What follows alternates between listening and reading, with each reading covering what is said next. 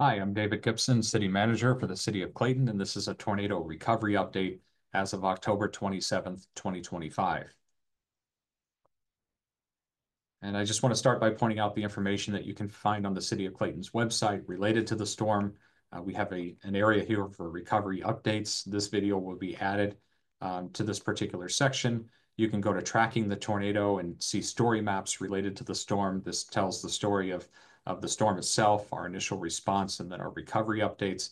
And it's fully interactive, so you can click on individual points within a map, see pictures of the damage, see the actual location. Very, very interesting, very informative and comprehensive. And then down below with storm updates, you can find information related to permitting, structural damage, utilities, and anything else related to the storm. And so I'll go through each individual component of the tornado recovery separately here, starting with sidewalk and curb repairs. So the overall scope of work is 210 replacement sidewalk slabs. The picture on the right shows the damage from a tree that went down and pulled up a section of the tree lawn and the sidewalk with it. 350 linear feet of curb and gutter, pavement repair, soil backfill, and then ultimately replacement seed and sod. Currently, we have 190 of the 210 concrete sidewalk slabs that have been restored. So a significant amount of that work has been completed. 325 linear feet of curb and gutter replacement still remain. And then the final backfill and turf restoration will follow that curb work. So still quite a bit of work to be done. We estimate that we're about 40% complete with this portion of the project, and we expect that completion by year end, hopefully in early December of 2025. The streetlight system has some significant damage. The scope of the repair here is to repair or replace 160 or 170 lights or poles. We have 9 complete circuits that need replacement. All of those are shown on this particular map. You can see over here along Brentwood Boulevard next to Davis Place within the Morelands neighborhood. These blue lines that you see, that's where the circuitry is completely out. Along Wydown east of University. And then finally on Forsyth, around Wallace Drive, we have a circuit that is out there as well. Each of the green dots on this map represents a light or pole that has been damaged and needs to be repaired or replaced. Currently, we are selecting the light fixtures that will be utilized throughout the city. We're going to go to a standardized light fixture where historically each neighborhood has had different lights, individual or unique to that neighborhood. However, we don't have backstock for many of those lights. Lots of those were put in decades and decades ago, and you can't get poles that match. So what we want to find is a light fixture that fits all of our neighborhoods and that we can utilize going forward to build a backstock of similar equipment and similar components. So that should make that much easier going forward as far as maintaining that system. And when we need to do replacements at points in time, the materials, we know that we'll have them. The engineering for the project, that'll take place this winter for the large projects where the circuitry is out. In the meantime, we do have extra police patrols in the areas with widespread outages. Any small repairs are going to take place ahead of the large projects. And we are looking at some temporary lighting options, especially on Wydown Boulevard, to see if we can get some light there for motorists, although it's difficult with all the circuitry and most of the streetlights being compromised. We estimate that 5% of the streetlight system has been repaired at this point in time. We expect the design portion of the project to be completed January or February of 2026, with construction taking place between July and September of 2026. And all of that will be dependent upon the lead times to get all of the necessary components from vendors. For public irrigation repairs, Wydown Boulevard had significant impacts to the irrigation system east of University. Everything west of University has been restored. That work's all going to take place with the Wydown Restoration Project, which I'll talk about in a little bit. We estimate that the irrigation repairs are 15% complete. We do have one traffic signal that needs to be replaced. That's at Brentwood and Orlando. We need to replace the base and mast arm for the southbound traffic, and then replace the post top signal for westbound and northbound traffic. So quite a bit of damage to the traffic signal at that location. We expect this to be completed, at least the design portion, January to February of 2026, with construction in July to September of 2026, again, dependent upon lead times to get those components. For street signs, we had 70 street signs that were damaged or lost in the storm. We've replaced those signs in all locations where the damage is known to us. So we went through and manually checked all of these in the city. We think we've got them all. If we don't, please let us know. Contact the Department of Public Works, let them know that you've recognized that there's a sign missing, and then we'll go out and make that repair or that replacement. As far as tree removal, this project is also complete. At the outset of the storm or immediately after, we had certified arborists come in. They identified 186 trees for removal after the storm. All of that work has taken place. We do have a significant amount of tree pruning remaining, though. The arborists identified 468 trees that require pruning. A lot of this is structural pruning where perhaps one side of the tree was lost. And so to make it structurally sound, we have to do some pruning to balance it out. And we also want to prevent hanging branches in the future from potentially dropping onto property or individuals. So the current status here, emergency pruning was performed by our forestry staff. That's 134 trees. That was the highest priority items, especially those with hanging branches. We have a bid package for the remaining 334 trees that's open until the end of the month.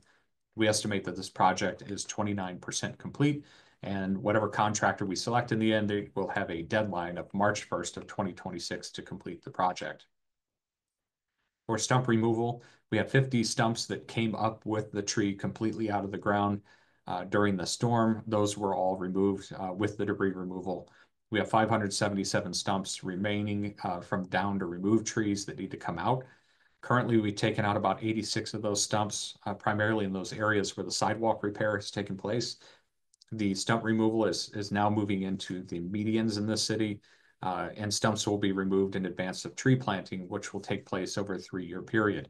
We estimate about 15% completion on stump removal and hope to have that completed by spring of 2028, in line with the phasing of the tree replanting, taking out about 170 to 200 stumps annually.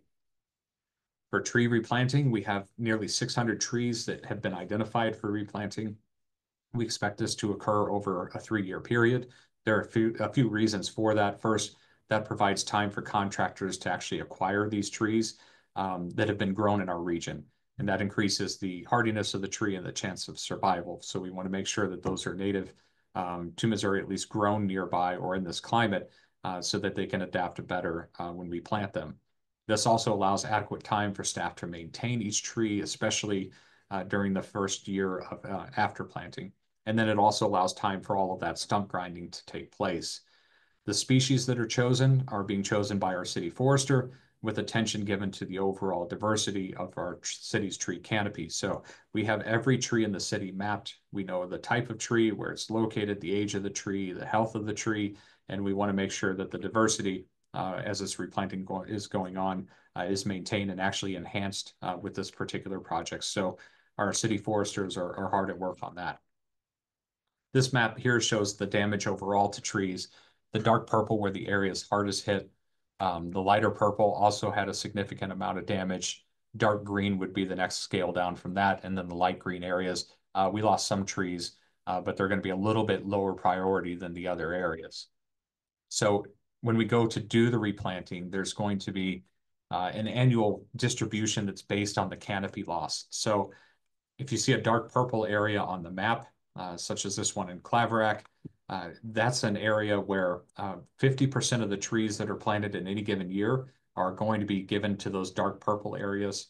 25% of the trees will go to the dark green areas, 15% of the trees to the light purple, and then 10% of the trees to the light green.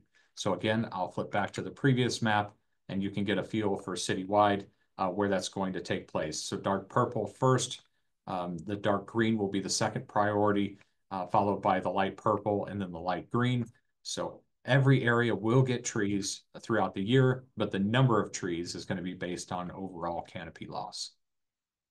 So the current status, the bid package for tree replanting is being finalized by the city forester.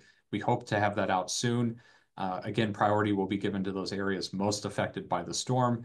And then the trees in the Wydown Boulevard, those will be included in the Wydown Restoration Project. As far as our estimated completion, our standard practice when we lose a tree here or take a tree out is that the tree removal, the stump grinding, and the replanting follows a schedule that takes 12 to 18 months. Typically, when you grind those stumps, you want that stump to actually decay for a series of months before you go in and replant in that area. So tornado impacted trees removed in the stumps ground in 2025 will be planted in late 26 or early 27. The third year of fall winter planting will be complete in early 2029. So this is going to be a multi-phase project. We are going to ask residents to be a little bit patient with this, but given the number of trees that need to go back in, this is something that we need to phase out and make sure that we get this right. So early 2029 is when we anticipate all of the trees will be fully replanted. So overall recovery costs, we get this question quite a bit. Everything on the table here is what was submitted to FEMA for reimbursement.